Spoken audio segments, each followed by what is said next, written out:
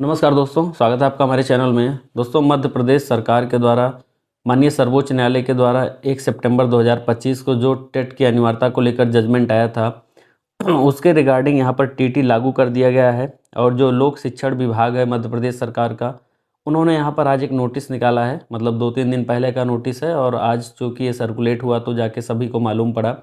मध्य प्रदेश सरकार ने अब ऑफिशियल रूप से टेट को अपने राज्य में अनिवार्य कर दिया है इन सर्विस टीचर्स के लिए। पूरे नोटिस हमारे पास है और इस नोटिस के बारे में हम आप सबको अभी दिखाते हैं कि इस नोटिस में क्या कुछ है।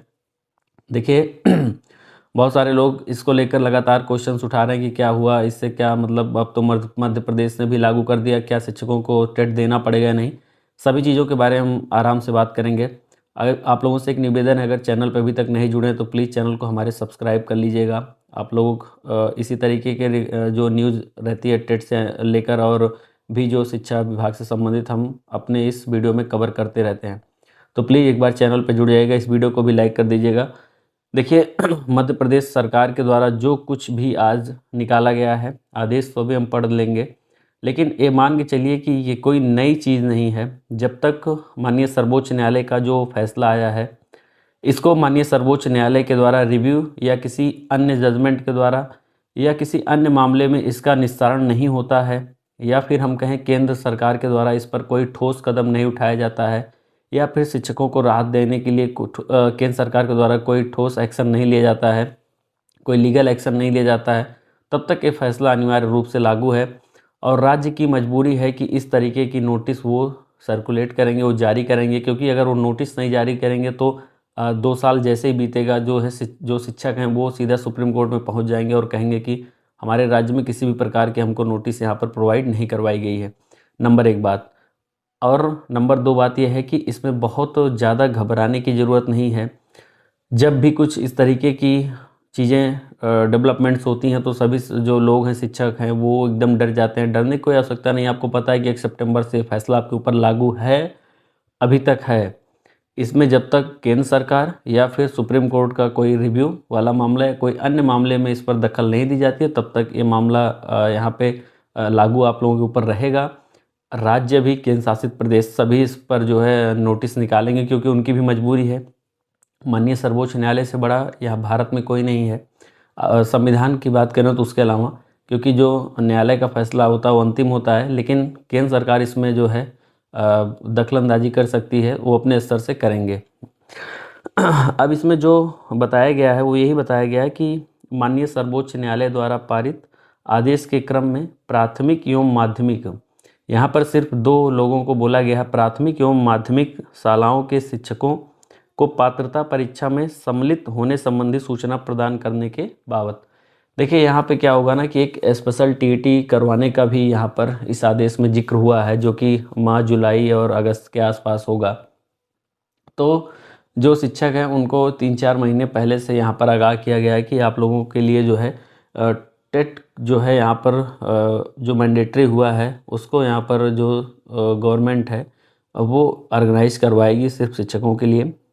तो इसमें लिखा गया है कि शिक्षा का अधिकार अधिनियम 2009 के अनुसार, अब आप अगर हमारे टेलीग्राम चैनल पर नहीं जुड़े हैं तो प्लीज़ इस यूट्यूब चैनल को खोलिएगा और उसके बाद डिस्क्रिप्शन में जाएंगे तो टेलीग्राम का लिंक है। टेलीग्राम के लिंक में जाके आप इस आदेश की कॉपी को डाउनलोड कर सकते हैं, हमने अपलोड कर दिया है वहाँ पे।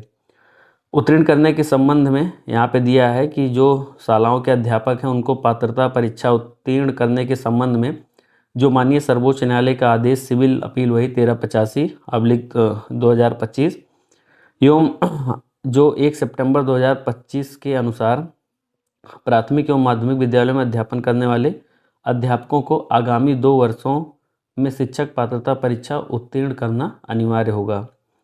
यदि निर्धारित अवधि में शिक्षक पात्रता परीक्षा उत्तीर्ण नहीं करते एवं उनकी सेवानिवृत्ति में 5 साल से अधिक का समय शेष हो तो ऐसे शिक्षक को स्वयं सेवानिवृत्त होने अथवा अनिवार्य सेवानिवृत्ति प्रदान किए जाने संबंधी आदेश दिया गया है।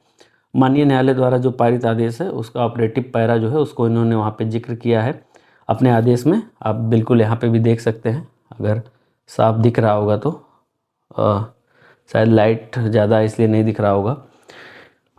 अतः माननीय सर्वोच्च न्यायालय के निर्णय के अनुक्रम में प्राथमिक एवं माध्यमिक स्तर के सभी संवर्गों के शिक्षकों हेतु पात्रता परीक्षा का आयोजन माह, देखिए क्या बोला इन्होंने बोला है कि जो प्राथमिक एवं माध्यमिक स्तर के सभी जो संवर्गों के शिक्षक हैं, इनका माह जुलाई एवं अगस्त में 2026 में संभावित है जो पात्रता परीक्षा था। ऐसे सभी प्राथमिक एवं माध्यमिक स्तर के सभी संवर्गों के शिक्षकों को जो पूर्व से पात्रता परीक्षा उत्तीर्ण नहीं हैं, पात्रता परीक्षा में सम्मिलित होने हेतु सूचित करना सुनिश्चित करें। मतलब वही चीज़ है कि जो शिक्षक हैं उनको पात्रता परीक्षा में सम्मिलित होना है और उनके ऊपर ये आदेश लागू है, तो इसलिए यहाँ पर ये बातें मध्य प्रदेश सरकार के द्वारा अब ऑफिशियल रूप से निकाल दी गई है।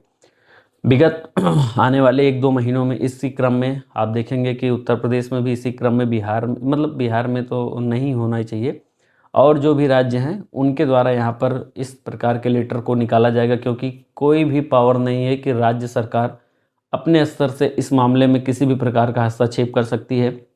राज्य सरकार के पावर सिर्फ इतना है कि वो स्पेशल टीईटी का आयोजन करवा सकती है, कि हमारे राज्य में स्पेशल टीईटी का आयोजन सिर्फ शिक्षकों के लिए होगा। जैसे कि आपको मालूम होगा, अभी कुछ दिन पहले ही न्यूज़ आई थी, अच्छा हाँ, तमिलनाडु में स्पेशल टीईटी का आयोजन होने जा रहा है।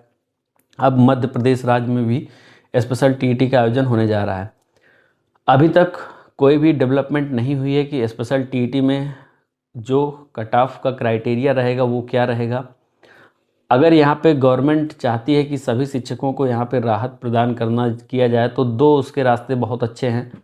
सबसे पहला है कि जो क्राइटेरिया है जनरल, ओबीसी, एससी, एसटी और अन्य वर्गों का, उसको आप एकदम नॉर्मलाइज कर दीजिए। उसको न्यूनतम 40% या 35% इस तरीके इतने स्तर पर ले आइए, 40-45 के आसपास आप ले आइए।